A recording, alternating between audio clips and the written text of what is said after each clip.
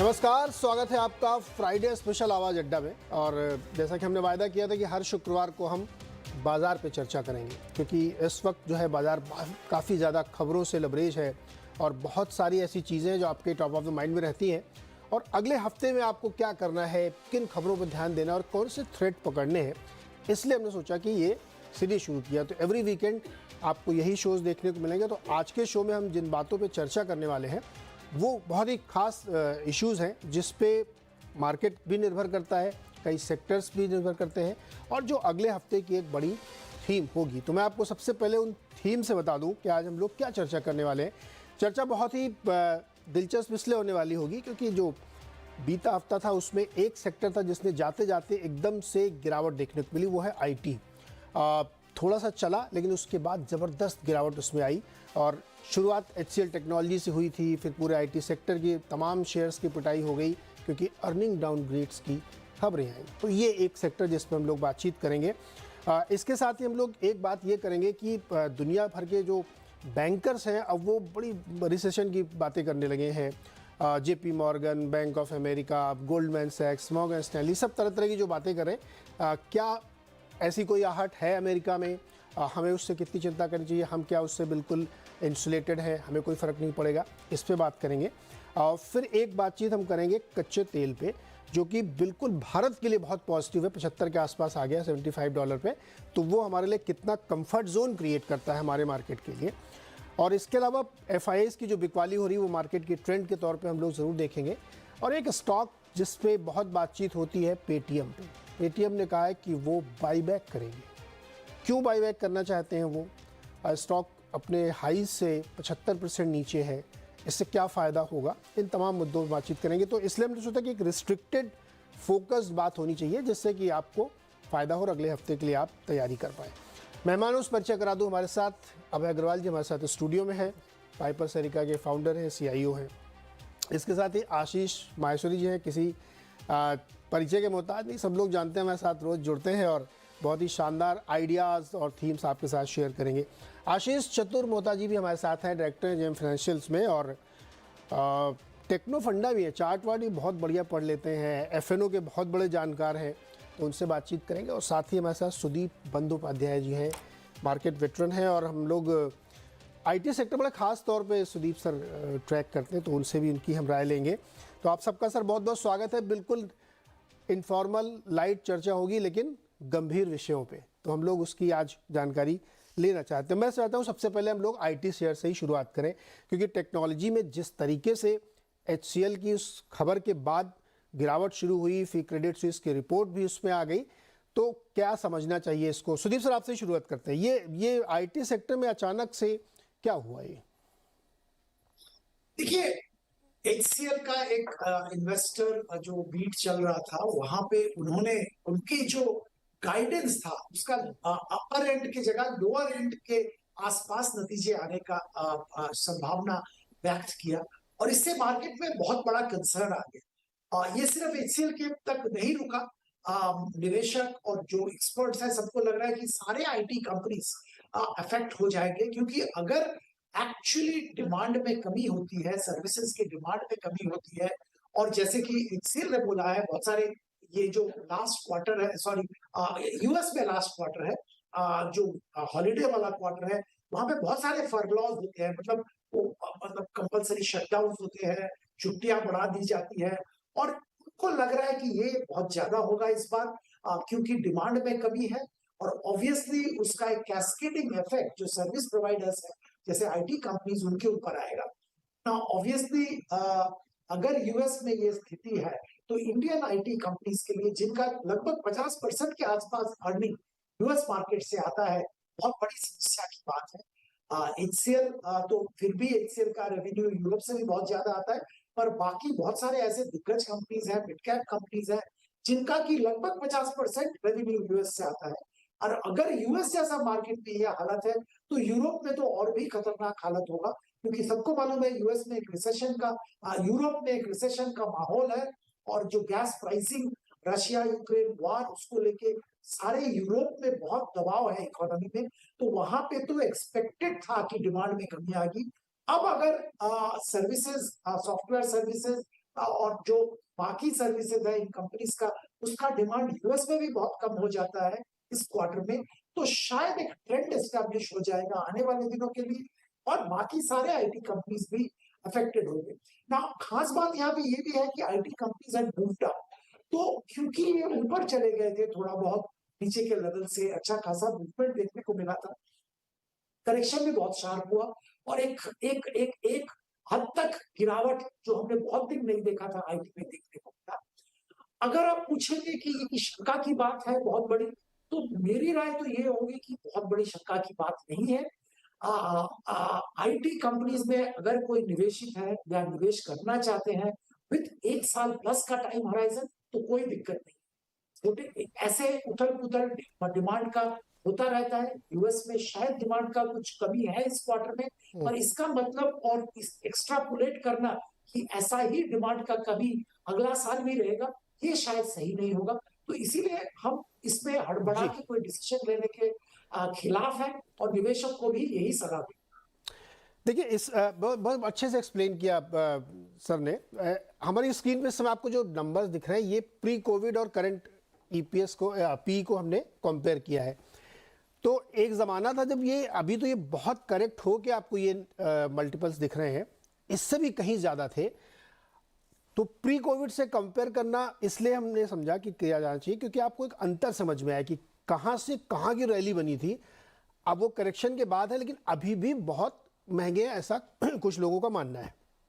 लेकिन यूएस में हर दिन हम लोग खबरें सुनते थे कि फलाने जी ने 5,000 लोग निकाले, फिर 10,000 लोग निकाल दिए, उनकी डिमांड कम हो रही है, तो उसका असर उनके धंधे में पड़ेगा। और चूंकि हमको उनसे काम मिलता है तो हमारे ऊपर पड़ेगा।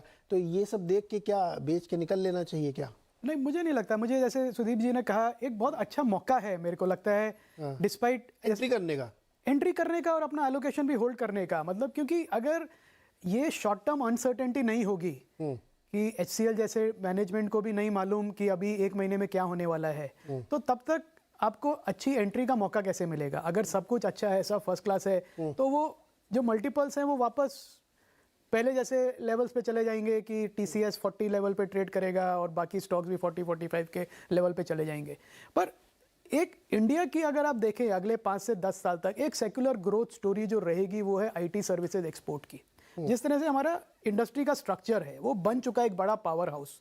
अब TCS है, इन्फोसिस है, LTI, माइंडट्री का मर्जर हो गया, बड़ी कंपनीज हो गई हैं इस स्केल की। अब वो $1 बिलियन के RFPs पे बिड करती हैं और गिनी चुनी दुनिया में एक्सेंचर है, कैपजेमिनी है, IBM है, ऐसी 4-5 कंपनीज हैं अब उस लेवल की जिसके साथ इंडियन कंपनीज डायरेक्टली कम्पीट करती हैं।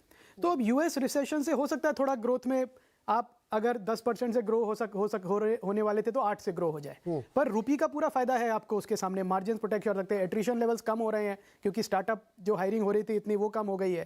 तो उन सब चीज़ों का फायदा भी मिलेगा इन कंपनीज को, और इन कंपनीज का बहुत एबिलिटी है, मैनेजमेंट एबिलिटी है कि वो अपने बिजनेस को रीओरिएंट करके प्रोटेक्ट कर ले।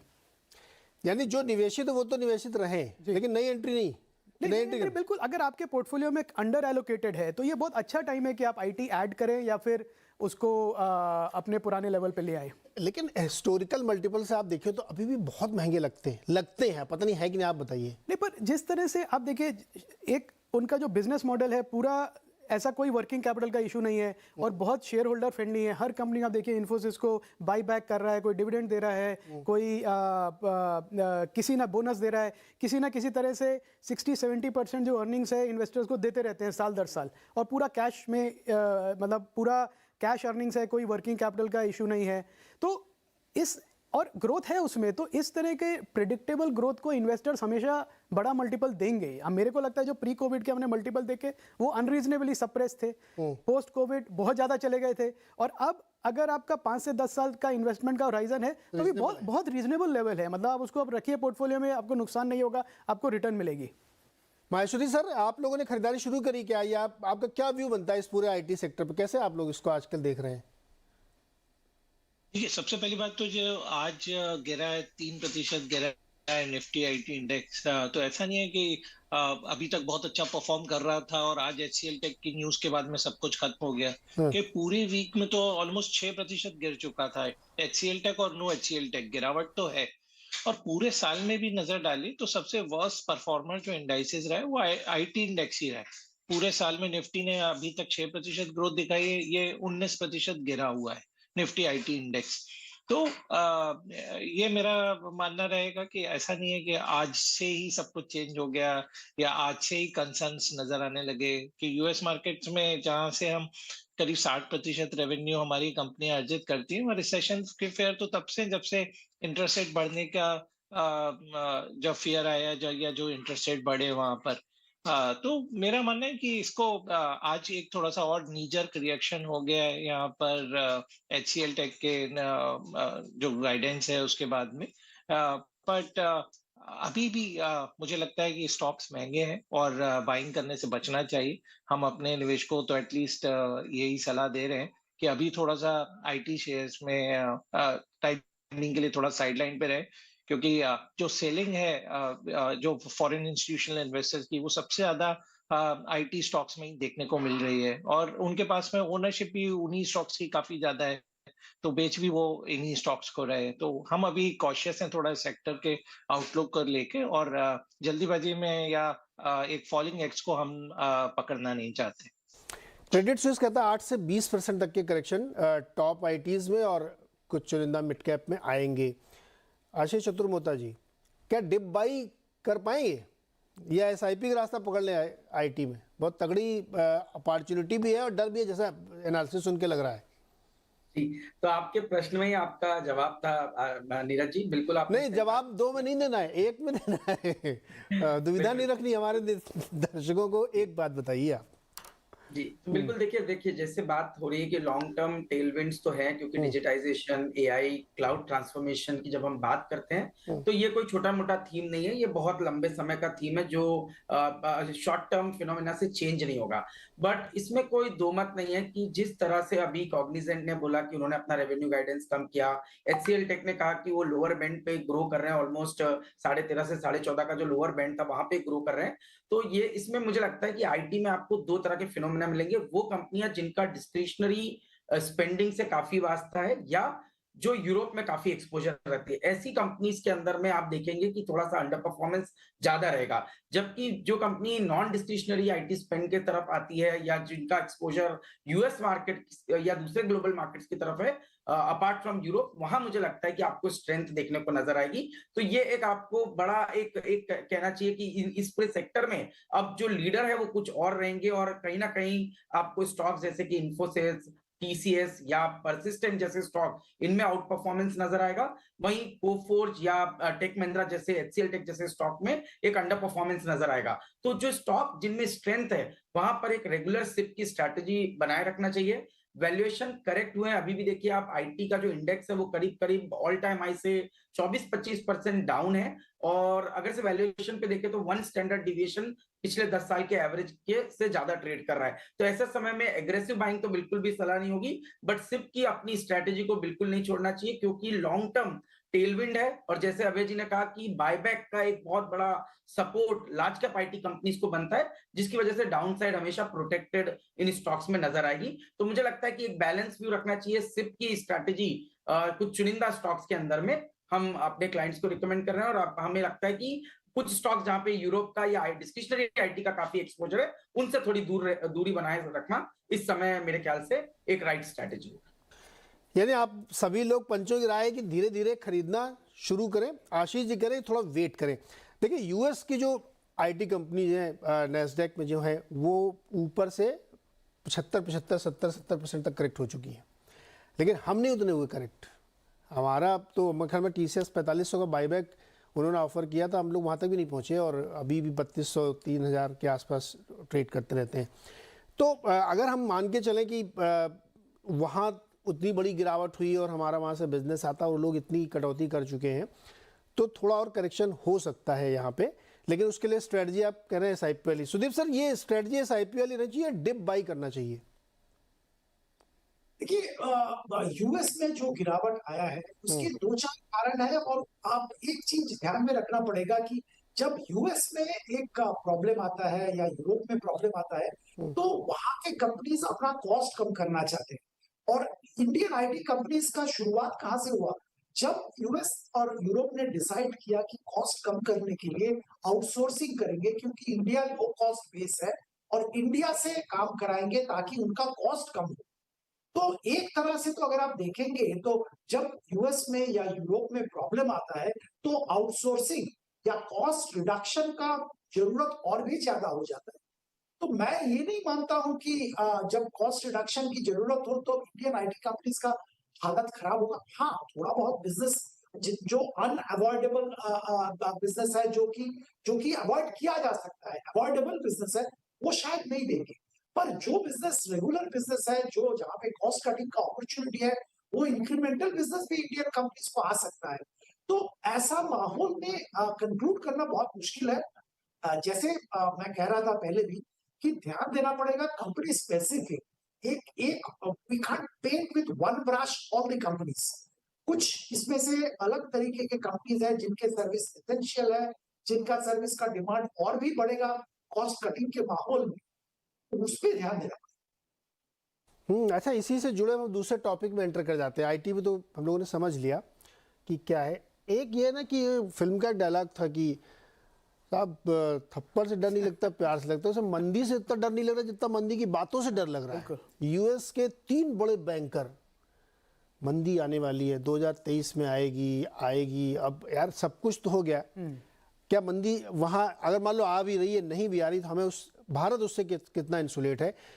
उन्होंने क्या, मतलब एक डेटा है हम लोगों के सबके पास अवेलेबल होगा कि जब मंदी होती है तो S&P करीब 35% गिरता है, कम से कम 27% तो ऑलरेडी गिर चुके हैं, तो 70% मंदी तो हमने निपटा ली है। तो अगर आ भी गई तो हमको कितना डरना चाहिए? और क्या वाकई यूएस में कोई अनप्रेसिडेंटेड मंदी की बातें चल रही है क्या, जो हम लोगों को समझ में नहीं आ रही? क्योंकि कई बार लोग कहते हैं हिस्ट्री रिपीट होती है, लेकिन वो अलग तरीके से हिस्ट्री रिपीट होती है। नहीं, आई थिंक नीरज जी, ये प्रिडिक्शंस हमेशा होती रहती हैं। पिछले 15-20 साल से आप देखें, रेगुलरली कोई कहेगा कुछ तो काम करेंगे, बोलना है। और एक सेइंग भी है कि अगर आप ठीक से अच्छी प्रिडिक्शन नहीं कर सकते तो बार बार करिए, जितनी ज़्यादा कर सके उतनी अच्छी है। तो मुझे लगता है कि मार्केट में हम, जो कोई बोलता है कि मेरा ऐसा एक्सपेक्टेशन है, मैं अपना बिजनेस को गियर कर रहा हूँ इस तरफ कि शायद मंदी हो तो हम प्रोटेक्टेड रहें, उसको लोग बहुत ज़्यादा एक्स्ट्रापोलेट कर लेते हैं कि अब तो मंदी आ गई और अब तो 35% 40% बाजार गिर जाएगा। मुझे लगता है इसमें लोग अपना पोर्टफोलियो में नुकसान ज़्यादा कर लेते हैं अगर इसको ज़्यादा इंपॉर्टेंस दे दें। मुझे लगता है कि वेट करना चाहिए कि अगर बहुत कुछ खराब हो जाए और फिर आप रिएक्ट करें तो वो बेटर है, rather than jumping the gun कि मैं पहले ही कर लूं। जैसे कोविड के टाइम पे हम देखें, कोविड के टाइम की मंदी तो हमने देखी थी, 1 महीने में मार्केट 30-31% गिर गया था, पर उसके बाद रिकवर भी हो गया। तो ऐसा नहीं है कि मंदी आ गई तो फिर वो हमेशा जिंदगी भर ही मंदी रहेगी। अगर मंदी रहेगी, लोगों के पास कैश होगा तो उसका भी फायदा उठा लेंगे। तो पर आपने जो पूछा, मुझे जो अभी डेटा देख रहे हैं, जिस तरह से कंजम्पशन डिमांड यूएस में भी है, जॉब एम्प्लॉयमेंट डेटा जो आ रहा है, अभी कल परसों आया, दूसरा डेटा आ रहा है, बाकी कंट्री से आ रहा है, इंडिया से आ रहा है, चाइना भी ओपनिंग अप हो रहा है, तो मुझे नहीं लगता कि ऐसा कोई डिमांड इतनी ज़्यादा गिर जाएगी कि बहुत ज़बरदस्त रिसेशन यूएस में आ जाएगा। मुझे नहीं लगता कि इन्वेस्टर्स को ऐसा कुछ सोचना चाहिए। एट द सेम टाइम ये भी नहीं सोचना चाहिए कि बहुत ज़्यादा रिकवरी हो जाएगी तो हम सब स्टॉक कुछ भी ले लो, ओवर एलोकेट कर दो तो सब चल जाएगा। तो आई थिंक एक बीच में बैलेंस बना के और अपना। यूएस मंदी आएगी कि नहीं आएगी? नहीं, मुझे नहीं लगता आएगी। नहीं आएगी, मुझे नहीं लगता कि इतनी सीरियस कोई मंदी आएगी। हाँ, हो सकता है कि जीडीपी 1-2-3 क्वार्टर नेगेटिव दिखा दे थोड़ा, पर उससे ज़्यादा मुझे नहीं लगता। और मुझे लगता वो भी होगा। फ्रैंकली यूएस बहुत ही रोबस्ट और रेजिलियंट इकोनॉमी है, तो ऐसा नहीं है कि उन लोगों को नहीं मालूम कि क्या हो रहा है। तो मुझे नहीं लगता कि मंदी आएगी यूएस में। तो जब यूएस में आएगी नहीं तो दूसरा क्वेश्चन हमारा बनता ही नहीं कि हमको क्या फर्क पड़ेगा। दूसरे पैमान के पास चलते हैं। जी सुदीप जी, आप कुछ कह रहे हैं क्या? मंदी आएगी कि नहीं आएगी यूएस में? सुदीप सर? नहीं, सुदीप सर, आशीष चतुर्मोता सर, आपको मंदी का भय है क्या कि यूएस में बातें हो रही हैं रिसेशन की, रिसेशन आएगा नहीं आएगा पता नहीं है, और उससे हमें क्या फर्क पड़ेगा? हमें कोई लेना देना है उससे? कनेक्टेड है हम बहुत बुरी तरीके से।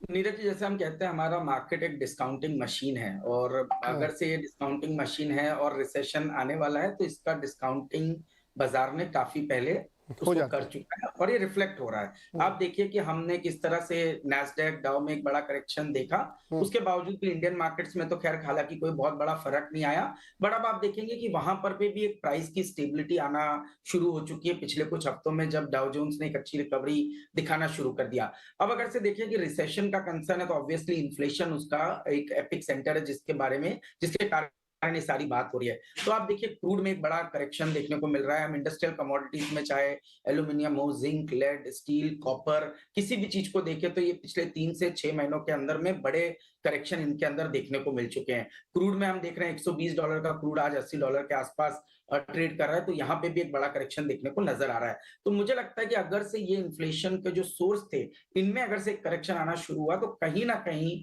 जो इंटरेस्ट रेट है वो कहीं ना कहीं पीक आउट होने की तैयारी आने वाले कुछ क्वार्टर्स, 1 से 2 क्वार्टर में हो सकता है। और ये होता है तो मार्केट उसको बहुत पहले डिस्काउंट करने की कोशिश करेगा। तो मेरे हिसाब से ये कंसर्न्स रहेंगे, इनकी बातें जरूर होगी, बट शायद बाजार इससे बहुत ज्यादा अफेक्टेड हो, इसकी मुझे संभावना कम नजर आती है। और हमारा बाजार तो एक बड़े रिलेटिव आउट परफॉर्मेंस पे जिसकी बात हम करेंगे, बट मेरा मानना है कि कहीं ना कहीं ये जो रिसेशनरी कंसर्न्स है ये ओवरडन हो चुके हैं और बाजार अब इनको पॉजिटिवली रिएक्ट करने की तैयारी कर रहा है। डिस्काउंट आप कर चुका है या करेगा? अभी कर लिया है डिस्काउंट? मेरे हिसाब से तो डिस्काउंट कर चुका है, तभी नीरज जी हम बेस बना चुके हैं और हमारा बाजार तो नए ऑल टाइम हाई पे ट्रेड कर रहा है। मेरे हिसाब से यूएस मार्केट्स में भी आपको बॉटमिंग आउट के सिग्नल दिखने लग रहे हैं, तो मेरे हिसाब से बेस बन चुका है। पुरानी बॉटम टूटते हुए मुझे अब नजर नहीं आती। अब आशीष महेश्वरी सर, अर्निंग डाउनग्रेड्स की जो चर्चा भी हम लोगों ने शुरू की, जो पहले वाले टॉपिक में हमने बात की कि आईटी वालों में एक कंपनी ने आके बोला कि हमारा तो लोअर एंड पे होगा ग्रोथ, फिर अचानक से बात होने लगी। तो ये जो डर दिखाया जा रहा है, डिस्काउंट हुआ है कि नहीं हुआ, मंदी का कोई आशंका या कोई डर है क्या? मुझे तो इस बात की का भी जवाब चाहिए कि थर्ड क्वार्टर के जब रिजल्ट शुरू होंगे यूएस में, फोर्थ क्वार्टर के यूएस में और थर्ड क्वार्टर के हमारे, तब हमको एक का बड़ा अर्निंग कट दिख सकता है, तो वहां पे डिस्काउंटिंग होगी क्या? ठीक है, जहां तक एचसीएल की बात करते हैं मेरे मन में नहीं, ओवरऑल सर, ओवरऑल। हाँ, ओके।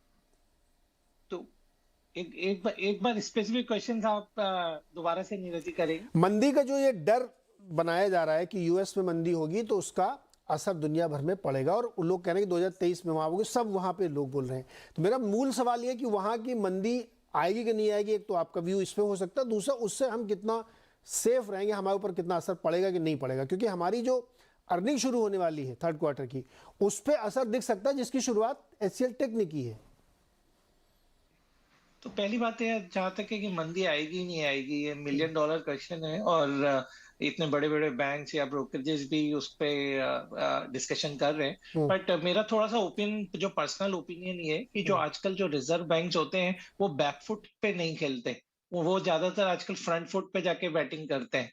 तो जब वो देखेंगे कि चीजें आउट ऑफ कंट्रोल हो रही हैं, और थोड़ा सा इन्फ्लेशन कंट्रोल में आया, आप देखेंगे दोबारा से वो अपने सिस्टम में क्यूई डालेंगे या दोबारा से कैश और सिस्टम में डालेंगे। तो मुझे नहीं लगता कि कोई ऐसी मंदी आएगी और रिजर्व बैंक्स देखते रहेंगे, पहली बात। दूसरी बात ये कि जहां तक अर्निंग का सवाल है भारतीय कंपनियों की, तो मुझे नहीं लगता कि वहां पे भी कोई बहुत ज्यादा ऐसा फैक्टर है कि आपने 15% की गाइडलाइन दी थी और आपने किया 5%, क्योंकि टिपिकली जो भारतीय कंपनियां क्या काम करती हैं वो आउटसोर्सिंग का रिलेटेड या सिस्टम मेंटेनेंस का काम करते हैं।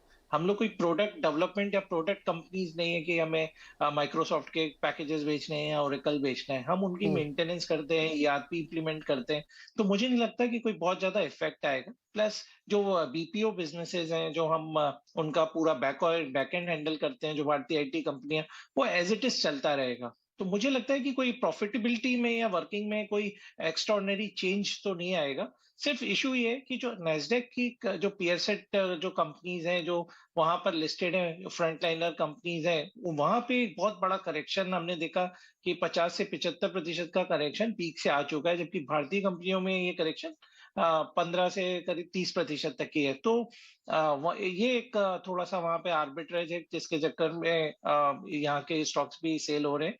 बट मुझे नहीं लगता कि लॉन्ग टर्म में चीजें कोई इतनी ज्यादा खराब होने वाली है। सुदीप सर, आवाज आ रही है आपको? हाँ जी, आवाज आ रही है। सर, मैं एक सिनेरियो रखता हूँ आपके सामने। अब सर आपके से ये सवाल होगा, यूएस में अर्निंग कट, ले ऑफ, हमारे यहाँ भी कुछ नहीं ऐसा बहुत ज़्यादा नहीं हुआ, कुछ स्टार्टअप में थोड़ा बहुत हुआ है। क्रूड एकदम से नीचे आ गया, क्रूड भी मैं शामिल कर ले रहा हूँ इस सवाल को भी। क्रूड $75 पे आ गया, प्राइस कैप लग गया। ओपेक ने कहा कि हम प्रोडक्शन कट नहीं करेंगे, जो चल रहा है 2 मिलियन का वो चलता रहेगा 2023 तक। इसके बावजूद हम उतना जुबिलेंट नहीं हैं। 75 के आसपास क्रूड खड़ा है और हमारे मार्केट में आज बिकवाली हो रही है। क्यों? हमको कोई डर है क्या? हम ये बात को ब्रॉडर पिक्चर में ले जा रहे हैं कि यूएस में मंदी आएगी कि नहीं आएगी, हम उससे कितना इंसुलेटेड है। लेकिन अगर इस पूरे सिनेरियो को देखिए तो हमको तो बहुत ज़्यादा रैली कर जाना चाहिए, लेकिन हमारा मार्केट थोड़ा सा डरा डरा सा लग रहा है मुझे 75 के क्रूड पे भी। देखिए, 2 चीज मैं यहाँ पे कहना चाहूंगा। पहली बात तो ये कि फंडामेंटली अगर देखें तो इंडिया के लिए सब कुछ अभी तक ठीक ठाक चल रहा है। और जैसे आप जिक्र किया, क्रूड 75 या 80 कहीं भी हो, 75, 80, 85, 90, 100 तक जो बजट एस्टिमेट्स हमने सुने हैं, जो कमेंट्रीज हमने देखे हैं, $100 पर बैरल ब्रेंट तक इंडियन इकोनॉमी ठीक ठाक ही चलेगा। इसके ऊपर अगर क्रूड का प्राइस जाता है तो इंडियन इकोनॉमी के लिए बहुत दिक्कत खड़ा हो जाता है, और जितना कम रहे उतना अच्छा है ना। इसके 2 कारण है। एक तो प्रोडक्शन जो हो रहा है ठीक ठाक चल रहा है, कोई बहुत बड़ा रुकावट नहीं आया। रशिया से हम लोग डिस्काउंटेड प्राइस पे भी ले रहे हैं, वो भी प्रेशर रिड्यूस कर रहे हैं। और तीसरी बात है, सबसे बड़ी बात है, चाइना का डिमांड कम है। चाइना के तरह तरह के प्रॉब्लम्स इंक्लूडिंग लॉकडाउन, ये सब मिला के क्रूड प्राइसेस नीचे रखा। दूसरी बात, जो सबसे बड़ी बात मैं मानता हूं कैपिटल मार्केट के लिए और एक तरह से इंडियन इकोनॉमी के लिए भी, कि जो इंडिया का ग्रोथ, जीडीपी ग्रोथ का फोरकास्ट है, किसी का भी एस्टिमेट हम दें तो करीबन 60% के आसपास जीडीपी ग्रोथ का फोरकास्ट आ रहा है, जो कि बेहतरीन है इस माहौल में। और सऊदी अरेबिया जो कि पूरा ऑयल इकोनॉमी है, उसको छोड़ के बाकी कोई साइजेबल इकोनॉमी का ये जीडीपी ग्रोथ नहीं है। और जैसे हम जानते हैं कि इमर्जिंग मार्केट फंड्स थे, वो brick Brazil, Russia, India, China में निवेश करने के लिए बहुत बड़ा रकम उठाए थे। और अब हालत देखिए, ब्राजील में कोई लेफ्ट विंग प्रेसिडेंट आ गया है, रशिया में तो इन्वेस्ट करने की बात ही नहीं कर सकते हैं, चाइना में भी तरह तरह की दिक्कतें हैं, चाइना से पैसा निकाल रहे हैं लोग, तो बचा तो सिर्फ इंडिया ही है। तो इमर्जिंग मार्केट फंड्स के पास इंडिया में निवेश करने के अलावा कोई उपाय भी नहीं है। नाउ बात रही कि बिकवाली क्यों आ रही है। अब सेंटिमेंट, जो यूएस मार्केट में सेंटिमेंट है, उसके साथ इंडियन मार्केट बहुत हद तक इंटीग्रेटेड है। तो सेंटिमेंट के कारण यूएस मार्केट में गिरावट आया तो इंडियन मार्केट में भी थोड़ा बहुत बिकवाली आता है। पर बाय एंड लार्ज अगर आप एक 3 महीना, 6 महीना, 1 साल का कट ऑफ लेंगे तो हम लोग ये बहुत स्ट्रांगली मानते हैं, स्ट्रॉन्ग कन्विक्शन कह सकते हैं कि इंडियन मार्केट में एफआईआईज का इन्फ्लोस बरकरार रहेगा और इंडियन कैपिटल मार्केट में पॉजिटिव बायस भी बरकरार रहेगा। हाँ, 2 चीज इसमें हमको ध्यान रखना पड़ेगा। एक, ऑयल प्राइसेस जिसका जिक्र हम लोगों ने किया, और दूसरा बहुत कोई बड़ा जियोपॉलिटिकल प्रॉब्लम जिसके चलते सप्लाई चेन में बहुत बड़ा रुकावट आए। ये जब तक नहीं होता है इंडियन मार्केट, इंडियन इकोनॉमी ठीक। आप भी बहुत बुलिश हैं? नहीं, मेरा ये मानना है कि ये सवाल पूछ के हम अपने आप को डिस्ट्रैक्ट कर लेंगे। तो मुझे लगता है कि ये सवाल पूछना नहीं चाहिए। मेरे हिसाब से आपको ये कहना चाहिए कि बहुत अच्छा है, मार्केट अभी भाग नहीं रहा है, मेरे पास मौका है, तो मौके का मैं फ़ायदा उठा लूँ। क्योंकि क्या होगा, 6 महीने बाद मार्केट में जब फ्लोज आ जाएंगे, तेज हो जाएगा, फिर आप कहेंगे अरे यार मैं तब ले लेता, मैंने स्टॉक इसने आइडेंटिफाई किए थे। क्योंकि नीरज जी, मैं अभी भी बोलता हूँ जी, और हमारी बात भी हुई थी इसमें कि अभी भी निफ्टी ऑल टाइम हाई पे है, सेंसेक्स ऑल टाइम हाई पे है, पर ये बहुत नैरो रैली है। सिर्फ 5% स्टॉक्स हैं पूरे लिस्टेड स्पेस में जो ऑल टाइम हाई पे हैं। पिछले साल जब न्यू हाई बना था सेम टाइम पे, तो 18% स्टॉक्स न्यू हाई पे थे। तो मतलब ये जो रैली हुई है, ये बहुत नैरो रैली हुई है।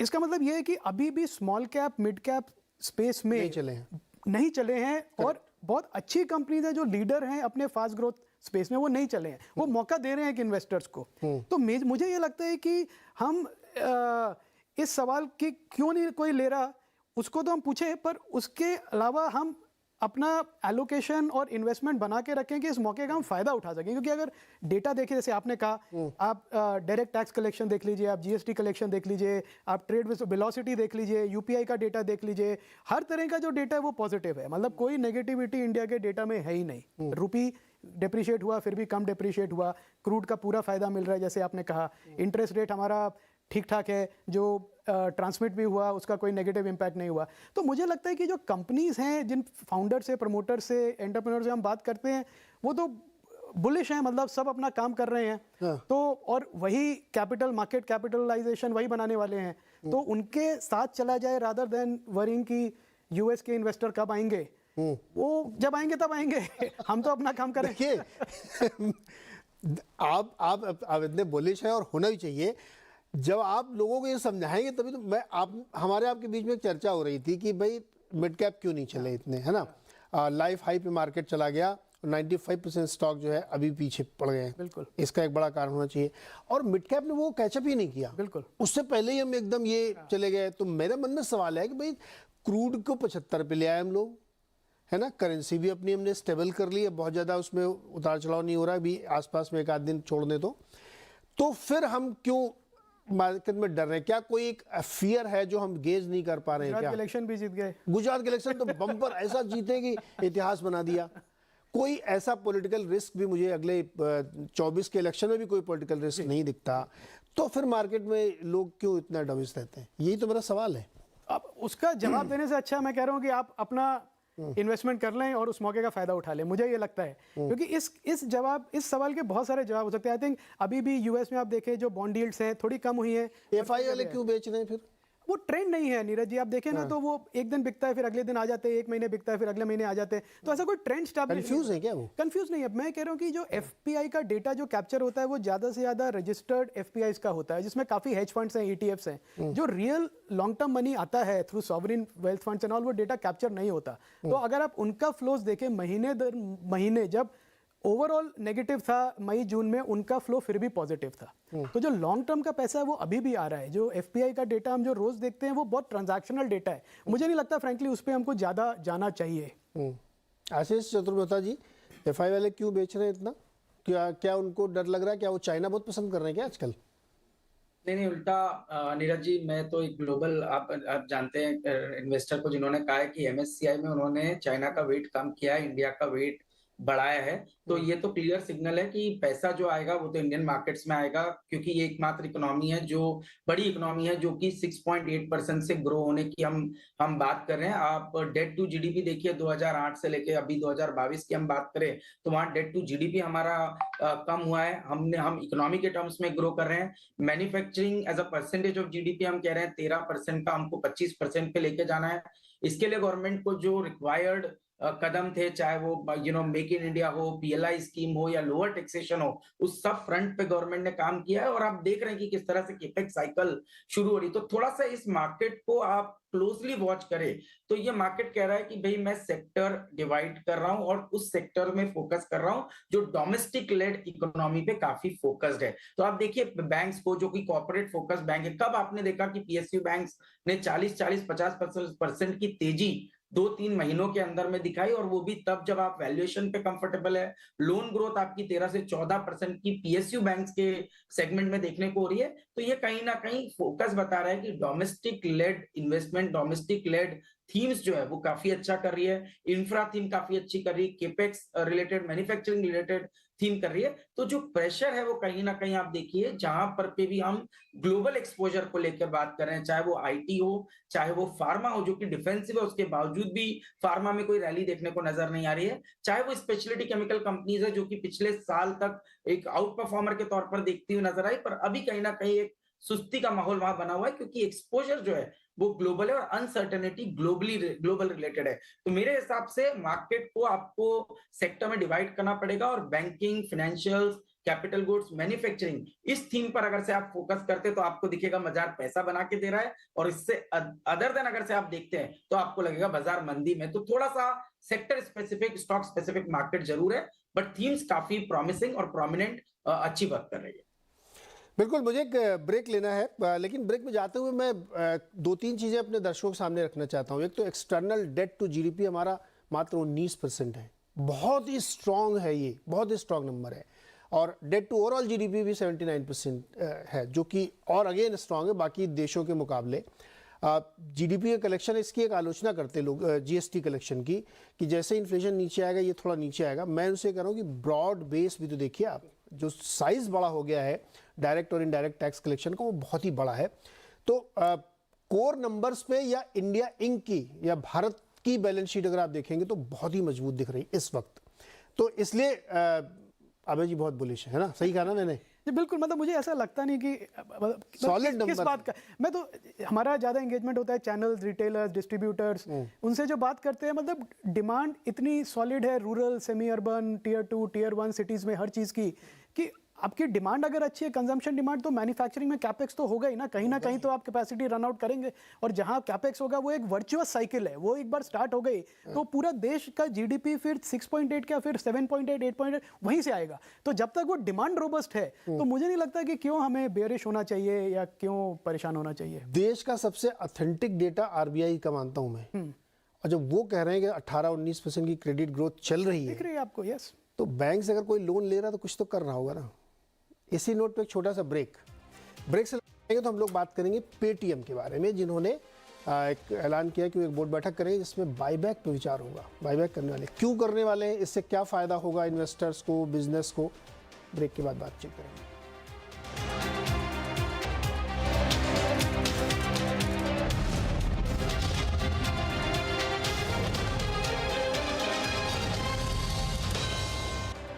स्वागत है एक बार फिर से आपका, और हम बातचीत कर रहे हैं आज मार्केट पे फ्राइडे स्पेशल।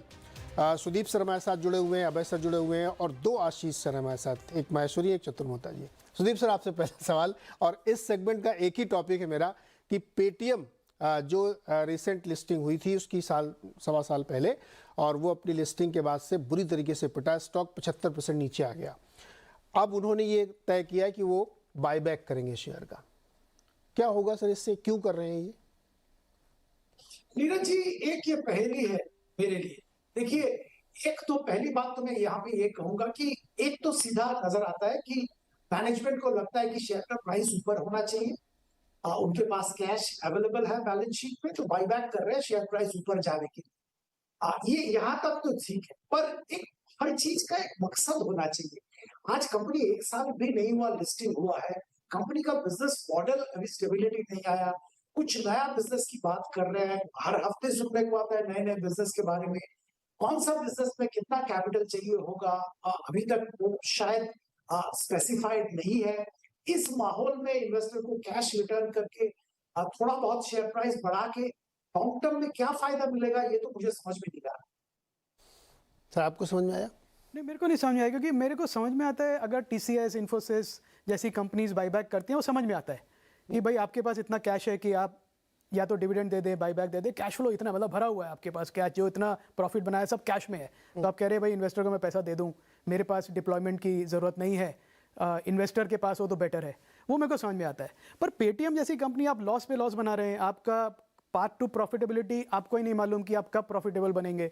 जैसे सुदीप जी ने कहा, और बिजनेस हैं जिसमें अभी और इन्वेस्टमेंट करना है, तो सिर्फ इस रीज़न से कि आपका स्टॉक प्राइस एक फ्लोर पाले आप बाईबैक करें, मतलब ये किस तरह की थिंकिंग है, ये तो समझना बहुत ही मुश्किल है।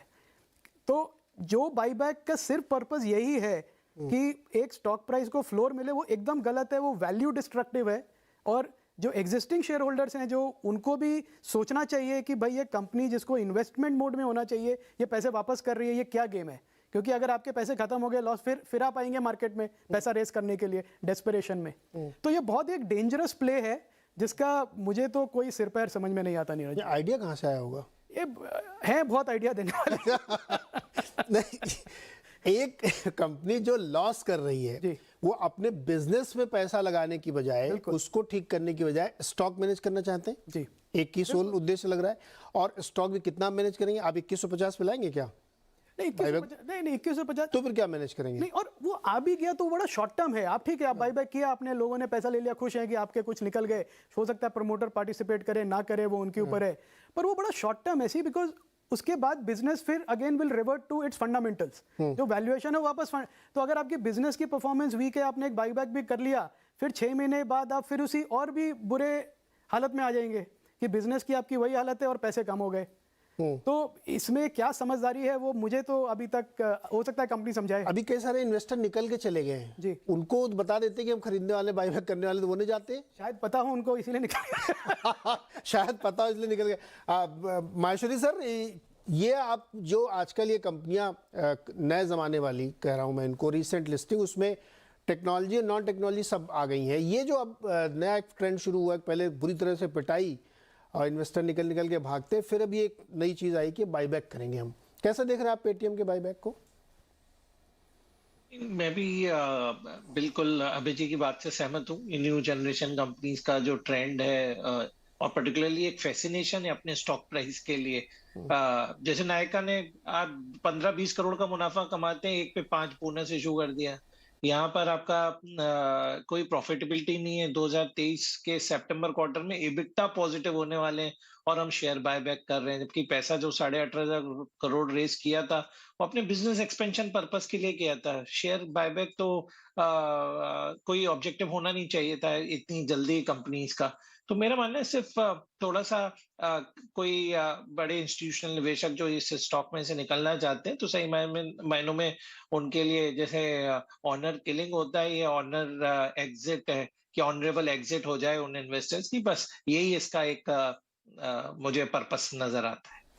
जो छोटे छोटे इन्वेस्टर थे जिनको आईपीओ में भर भर के मिला था, है ना, जिसने अप्लाई किया उसको मिल ही गया था लगभग, मतलब बहुत बहुत लकी होंगे जिनको नहीं मिला होगा, है ना। अब तो मैं ये कह रहा हूँ ज़्यादातर को मिल ही गया था। वो बेचारे तब से लिए बैठे। 10:30 बजे हमारा जो शो होता है रोज मंडे टू फ्राइडे, उसमें कितने लोग सवाल पूछते हैं कि भैया पेटीएम में तब मिला था, मैंने तो 1800 पे लिया, मैंने 1500 पे लिया, मैं क्या करूँ। तो एक्चुअली मेरे पास कोई जवाब नहीं होता, मैंने इन्वेस्टर को क्या आपको क्या रिप्लाई कराऊँ मैं।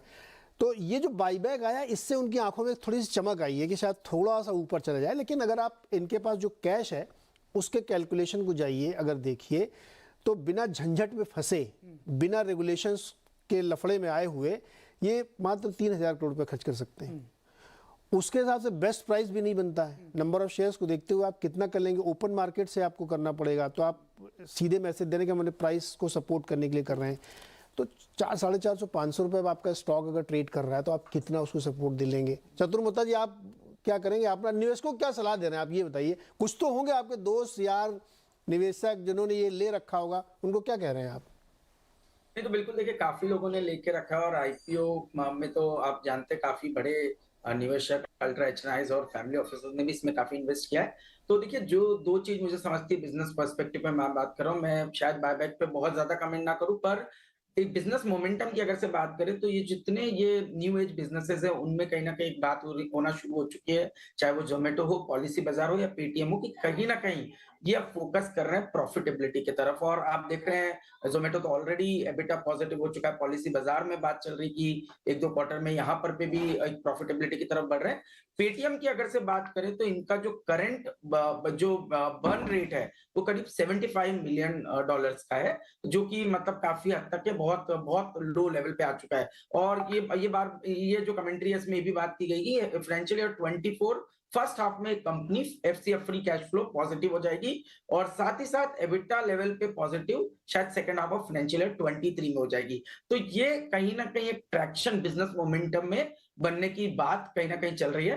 कंट्रीब्यूशन मार्जिन आप देखेंगे तो करीब 44% है, जहां पर पे एक स्कोप ऑफ इंप्रूवमेंट के चांसेस है।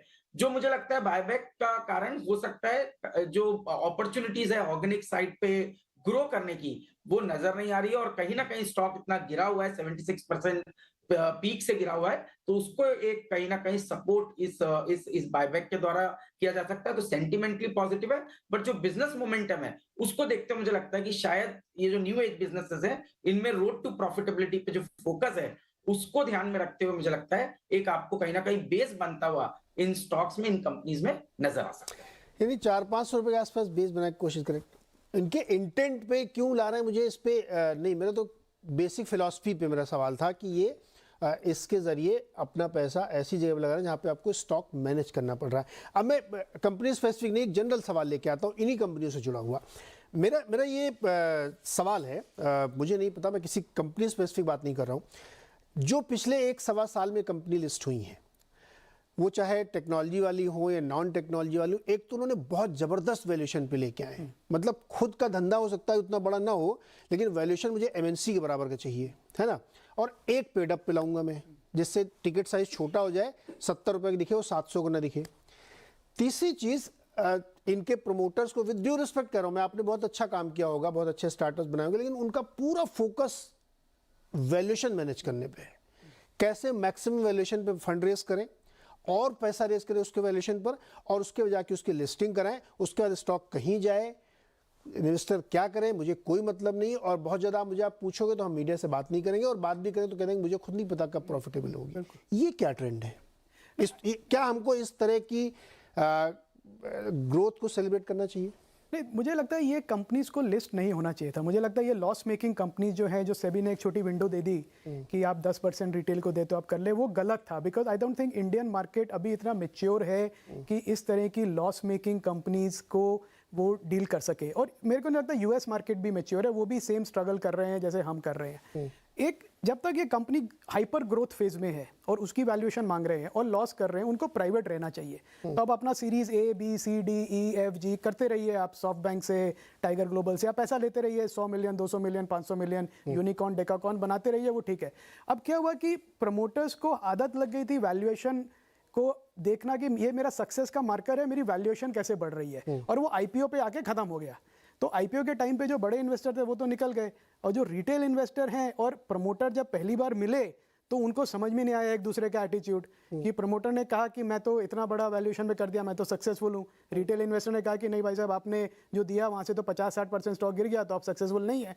तो ये जो प्रॉब्लम हो रही है मिसमैच की, ये आई थिंक लेसन है रिटेल इन्वेस्टर के लिए, और मुझे लगता है रेगुलेटर्स के लिए भी, कि आप किस तरह की कंपनीज को आप लिस्ट करना चाहिए। और दूसरा, एक वैल्यूएशन को फाउंडर नहीं कह सकते, वो तो बैंकर ने डिसाइड किया है। बैंकर ये नहीं कह सकता कि मैंने इंटरनेशनल वो देखे। तो एक कुछ वैल्यूएशन का कुछ ज़्यादा लॉजिकल पैरामीटर्स होना चाहिए। एक कि आप कुछ भी valuation just because market is hot story बना के आप उसको बेच ना दें। जो बात आपने की, देखिए इसमें बहुत सारे जो निवेशक हैं हमारे, वो बेचारे ऊपर के लेवल पे लेके फंस गए हैं।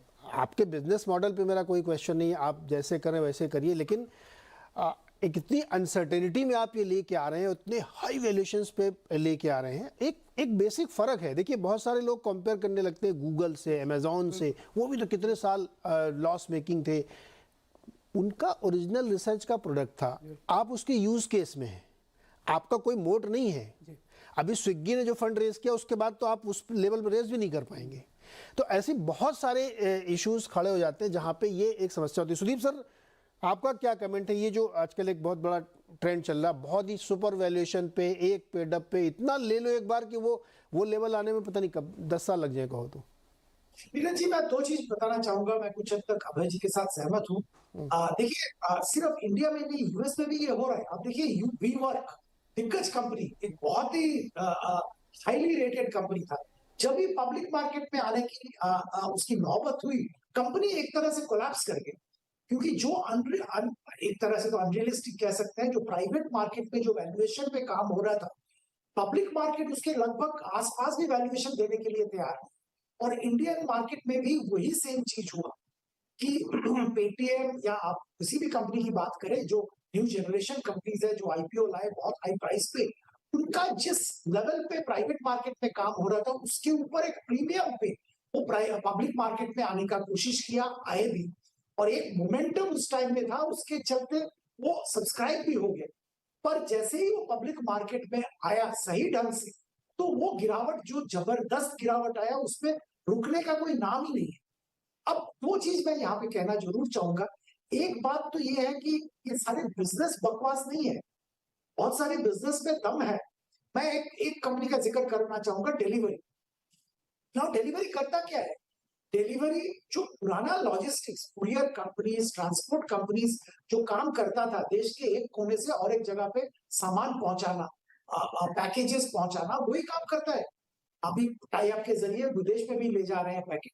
तो ये बहुत ही जरूरी सर्विस, और इस सर्विस को उन्होंने कंप्लीटली ऑटोमेट किया, डिजिटाइज किया, टेक्नोलॉजी का बहुत अच्छा इस्तेमाल किया। तो शायद एक बहुत अच्छा कंपनी उभर के आएगा। पर जो वैल्यूएशन पे इशू हुआ उसी पर लेके शंका है।